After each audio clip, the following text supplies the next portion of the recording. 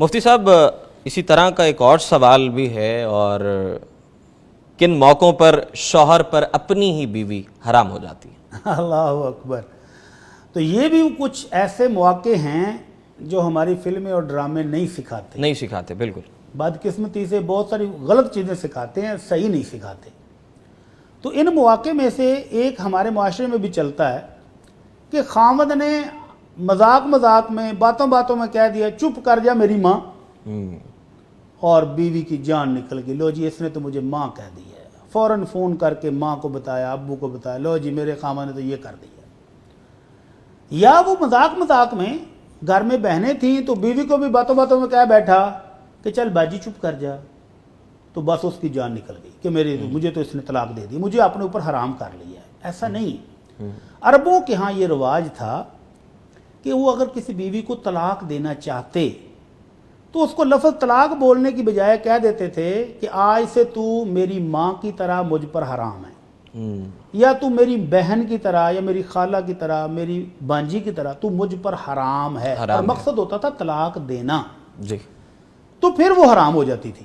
وہ طلاق کے معنوں میں لیا جاتا تھا، اور اس کا جرمانہ دیے بغیر خاوند بیوی کے قریب نہیں جا سکتا تھا۔ اور سورہ مجادلہ 28واں پارہ شروع ہو رہا ہے، ایک بوڑھی صحابیہ ہیں سیدہ خولہ رضی اللہ عنہا، وہ شکایت لے کر آ گئی نبی علیہ السلام کے پاس، اور اما جی عائشہ کہتی ہیں قربان جاؤں میں اپنے رب کے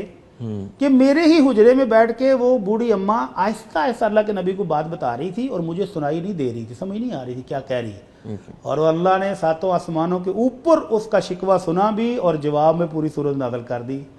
لقد سمع اللہ قول التی تجادلک فی زوجہا وتشتکی الی اللہ واللہ یسمع تحاورکما۔ اللہ کہتا ہے میں نے سن لی ہے تمہاری بات۔ وہ بوڑھی اماں کیا کہہ رہی تھی؟ اللہ کے رسول دیکھو ساری زندگی میں نے اس کی خدمت کی، اس کے بچوں کو پالا، اس کی خدمت کی، اب میں بوڑھی ہو گئی ہوں تو مجھے طلاق دے رہا ہے، مجھے کہہ رہا ہے کہ تو آج کے بعد میری ماں کی طرح ہے، مجھ پر حرام ہے۔ تو اللہ نے کہا نہیں، یہ منہ سے بولنے والے لفظ جو ہیں یہ اس سے حرام نہیں ہوتی، البتہ تو نے یہ غلط بات جو کی ہے نا، اس کا جرمانہ یہ ہے کہ غلام آزاد کرو،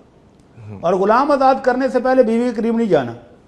اور اگر غلام آزاد کرنے کی طاقت نہیں ہے تو 60 روزے رکھو مسلسل، اگر درمیان میں گیپ آیا تو پھر گنتی 1 سے شروع۔ اچھا مفتی صاحب، اگر یہ ہوش و حواس میں کہا گیا تو پھر اس صورت میں ہوش و حواس میں اگر نیت ہو طلاق دینے کی، نیت بھی ہو تو ٹھیک ہے، پھر ہے یہ زہار، اور پھر اس سے بیوی حرام ہو جاتی ہے جب تک وہ کفارہ نہ دے لے، ٹھیک ہے، 2 مہینے کے روزے یا 60 مسکینوں کو کھانا۔ ٹھیک ہے، اس سے پہلے وہ بیوی والے تعلقات نہیں بنا سکتا، نہیں بنا سکتا، ایک غلام کی صورت میں ایک اور روزوں غلام کی صورت 60 روزے مسلسل یا 60 مسکینوں کو کھانا۔ یہ ہے جب وہ بیوی کو طلاق دینے کی نیت سے یہ لفظ کہے، اور اگر وہ ونسی مذاق میں ایسے منہ سے نکل گیا ہے کہ تو میری ماں ہے، یا باجی چپ کر جا، یا بہنا خاموش ہو جا، تو ان الفاظ سے وہ اظہار نہیں ہوتا اور نہ ہی حرام ہوتی۔ دوسرا موقع ہے کہ جب کوئی شوہر اپنی بیوی پر یہ الزام لگا دے کہ جو بچہ اس کے ہاں پیدا ہو رہا ہے وہ میرا نہیں ہے، یہ سنگین الزام لگائے اور اس کے بعد ثبوت کوئی نہ ہو، بیوی اعتراف نہیں کرتی اور خاوند نے الزام لگا دیا، تو شریعت کہتی ہے کہ ان کو مسجد میں کھڑا کرو اور ان سے 4 قسمیں دے کر گواہی لو، کہ خاوند کہے میں سچا ہوں یہ جھوٹی ہے، وہ کہے کہ یہ جھوٹا ہے میں سچی، اس کو کہتے ہیں لیان۔ اس کے بعد بھی یہ عورت اس خاوند کے لیے ہمیشہ ہمیشہ حرام ہو جائے گی۔ جی، تیسری صورت ہے کہ جب خاوند نے ایک طلاق دی، صلح ہو گئی، دوسری مرتبہ پھر کبھی دے دی، پھر خاندان نے صلح کرا دی،